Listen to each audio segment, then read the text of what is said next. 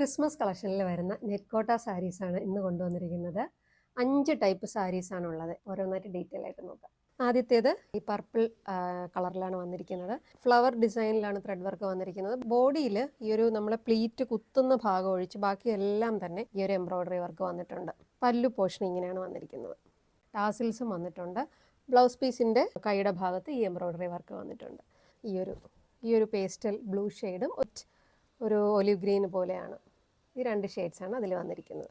അടുത്തൊരു കട്ട് വർക്കിൽ വരുന്നൊരു സാരിയാണ്. ഇതിൻ്റെ ബോഡി പോർഷനിൽ പ്ലെയിൻ ആണ്.